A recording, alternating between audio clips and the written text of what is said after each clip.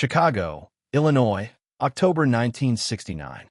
The air inside the WCIU-TV studio carried the particular electricity that accompanies moments of potential significance not yet recognized as such.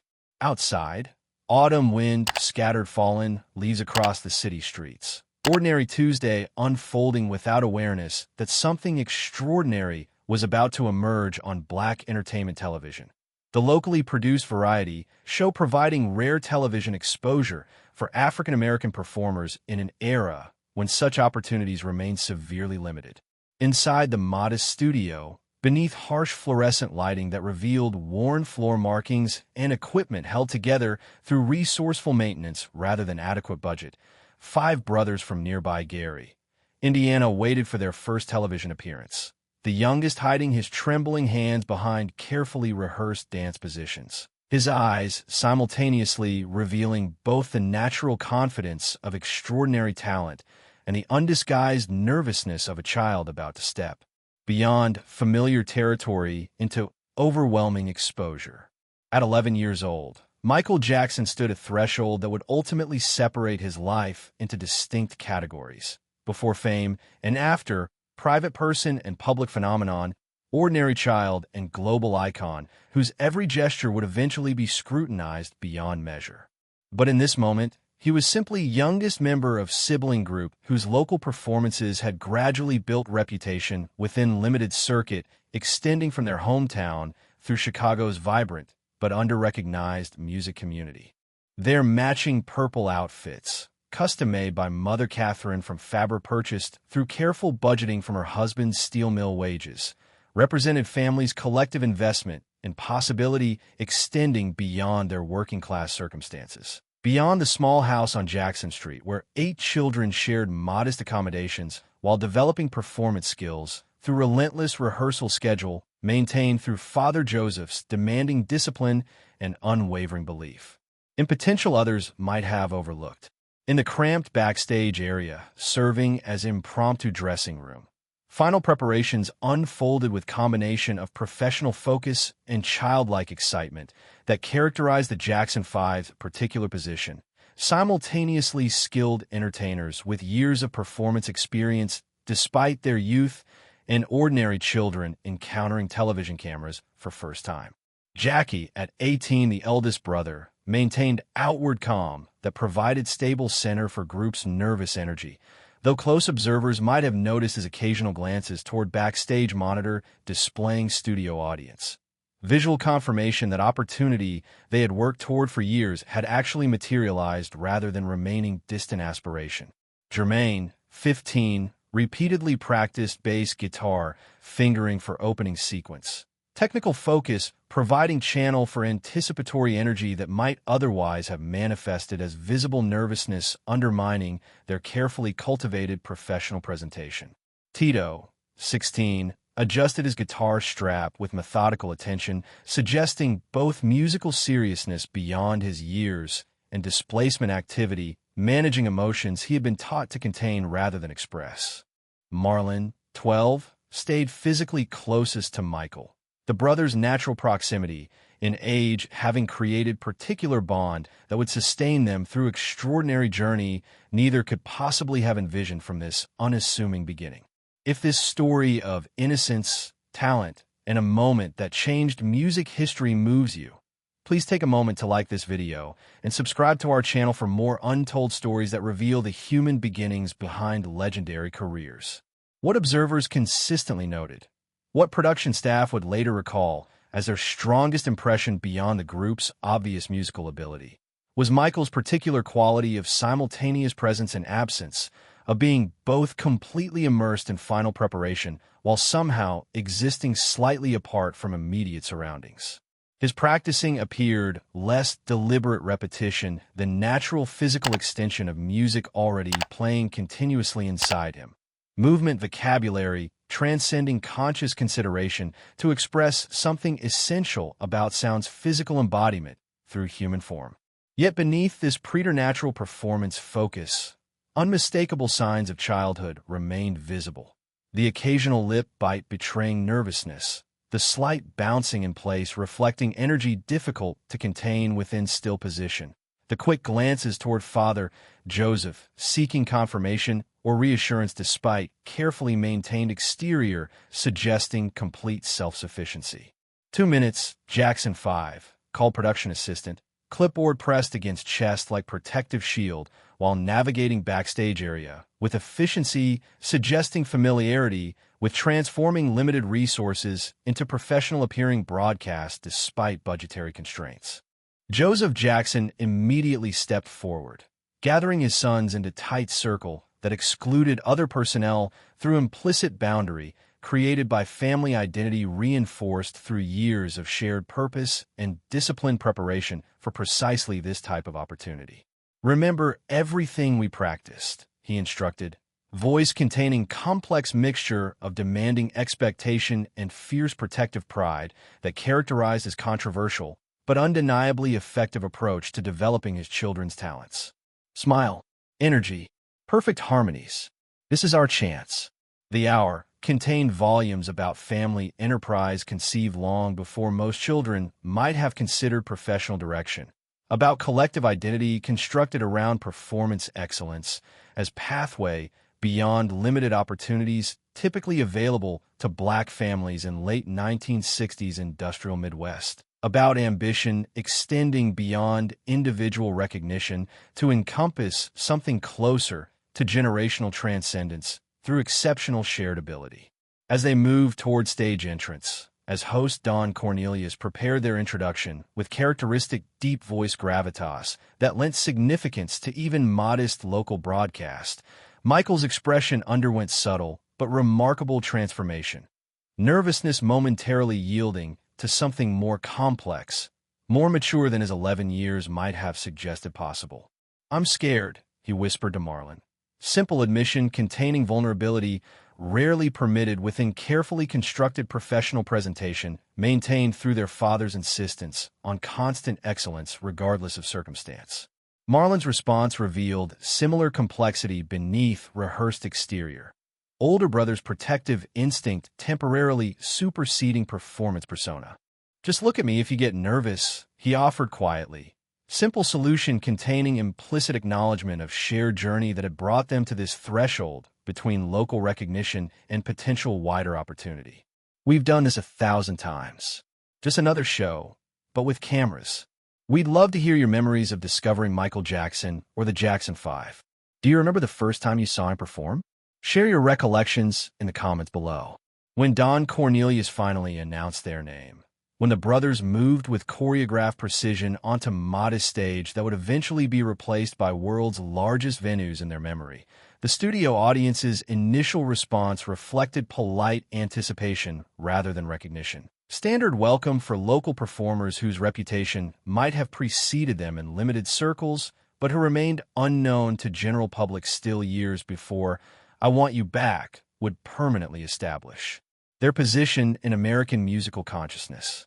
The band, comprised of session musicians hired specifically for broadcast rather than regular collaborators familiar with their material, provided competent, if somewhat mechanical foundation for performance relying more on vocal harmonies and choreographed movement than instrumental complexity. What happened in subsequent 3 minutes? What transformed routine local television appearance in a moment production staff would later reference as clearly singular despite careers witnessing countless performances, transcended simple entertainment to approach something closer to witnessing undeniable natural force channeled through physical form seemingly too small to contain such extraordinary expression. When Michael began singing, when his voice filled modest studio with technical control and emotional authenticity that contradicted his physical size and chronological age, the audience response visibly shifted, polite attention giving way to genuine surprise that gradually transformed into enthusiastic appreciation as performance progressed from merely competent to genuinely exceptional before their eyes. The choreography, developed through countless rehearsals in family living room, and refined through performances at local talent shows, high school functions, and eventually opening slots for established acts visiting Gary and Chicago, demonstrated synchronization that professional dance companies might have envied despite being performed by siblings ranging from preteen to young adult. But what repeatedly drew camera operators' focus, what directors' instructions increasingly emphasized through control room communications, was Michael's particular presence. The uncanny ability to simultaneously maintain precise technical execution while projecting emotional authenticity that suggested not performance, but genuine expression. Not learned behavior, but natural communication transcending conventional boundaries between performer and audience.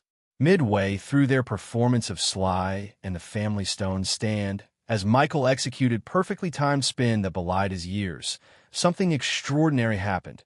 Moment of genuine spontaneity, piercing rehearsed presentation when he briefly lost balance. Recovery requiring slight adjustment visible only to most attentive observers.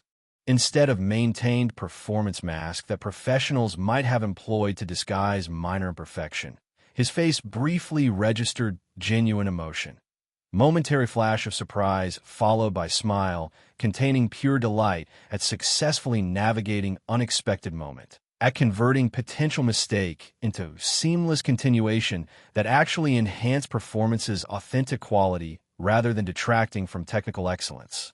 That smile, lasting perhaps 2 seconds before performance, discipline reasserted practiced expression, contained particular quality of unguarded childhood, joy, temporarily superseding professional presentation, of genuine human moment penetrating carefully constructed entertainment facade. The camera operator, recognizing something special despite limited broadcast experience, instinctively tightened frame to capture this fleeting authenticity.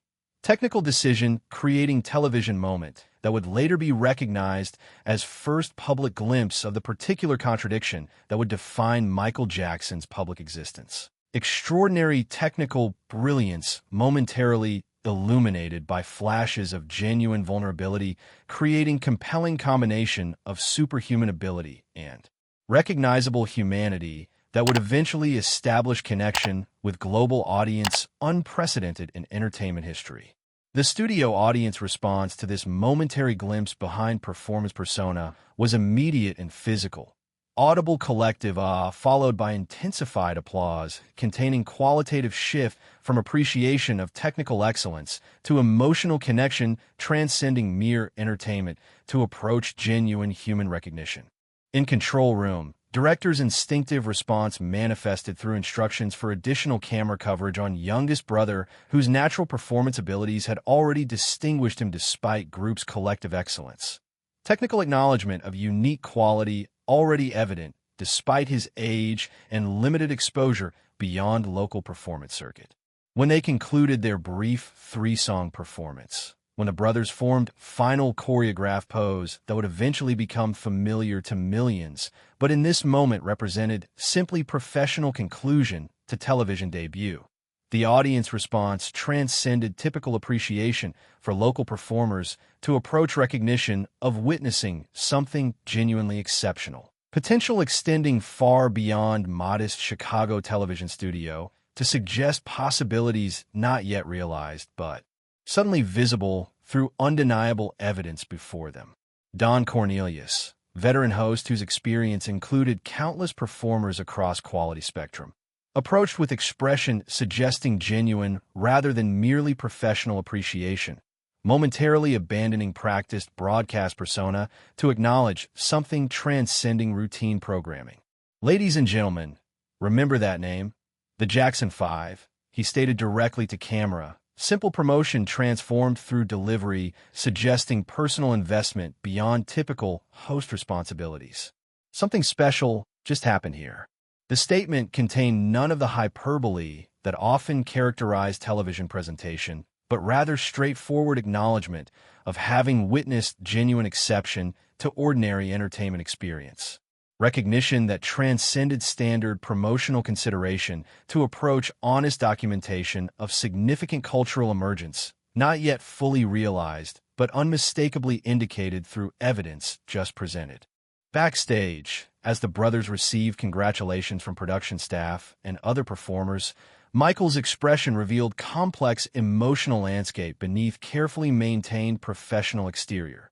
Genuine pride in successful performance, temporarily yielding to child's natural excitement before gradually transitioning back toward the focused discipline that had already become habitual despite his youth. Joseph's acknowledgement contained similar complexity, brief nod communicating approval that represented highest praise within his limited emotional vocabulary, recognition of excellence achieved through countless hours of rehearsal and unwavering commitment to standards exceeding what might reasonably have been expected from performers their age.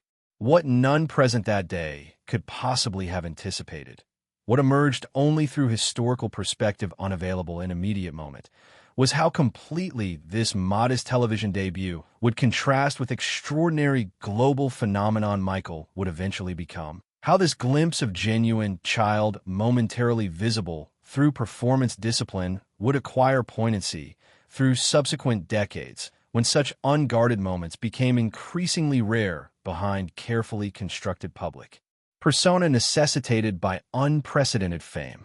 The simple joy visible in his spontaneous smile, the natural expression momentarily penetrating professional presentation, represented human quality that would simultaneously make him universally beloved while becoming increasingly inaccessible through fame's isolating effects and the particular scrutiny directed toward child performers transitioning toward adult careers under constant public observation.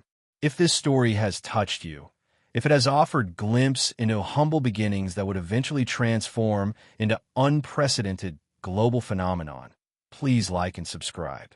Share it with someone who might appreciate this reminder that even legendary careers begin with nervous first steps, with authentic human moments revealing genuine person behind eventual icon. And remember that sometimes our most significant contributions emerge not through perfect execution, but through moments when authentic humanity briefly penetrates professional presentation. When genuine expression creates connection, transcending mere technical excellence, to establish recognition across apparent differences through shared understanding of both exceptional ability and universal vulnerability that collectively define human experience at its most compelling. Local television broadcasts in late 1960s rarely received preservation treatment, now standard for media archives, making complete recording of this debut performance unavailable despite its subsequent historical significance. But fragments exist through kinescope recording technology, primitive method capturing broadcast through filming monitor during original transmission, providing tantalizingly incomplete documentation of moment when Michael Jackson first appeared on television screens that would eventually carry his image to unprecedented global audience throughout extraordinary career spanning 4 decades. These grainy, partial images reveal precisely what contemporaneous accounts described: exceptional talent momentarily illuminated by glimpses of genuine childhood, still visible beneath disciplined performance persona. The particular human quality that would eventually connect with audiences worldwide through combination of technical brilliance and emotional authenticity that defined his most significant contributions to entertainment history and cultural development, transcending mere commercial success to approach genuine artistic significance rarely achieved within popular music contexts. The historical significance of this modest Chicago television appearance emerged only retrospectively. Undeniable beginning of journey that would eventually transcend ordinary entertainment success to establish new parameters for global celebrity, for multimedia artistic achievement, for cultural influence extending beyond music into visual presentation, dance evolution, technological innovation, and philanthropic impact through unprecedented commercial success translated into humanitarian support spanning continents and generations. Yet perhaps its most compelling aspect remains precisely that historical understanding remains unavailable within immediate moment, that Michael Jackson's television debut represents ordinary beginning to extraordinary journey. Typical childhood nervousness temporarily visible Through disciplined performance that already suggested exceptional ability, without revealing unprecedented influence, such talent would eventually manifest through opportunities not yet available, but ultimately transformative for entertainment industry and cultural landscape, extending far beyond music's conventional boundaries or celebrities' typical limitations.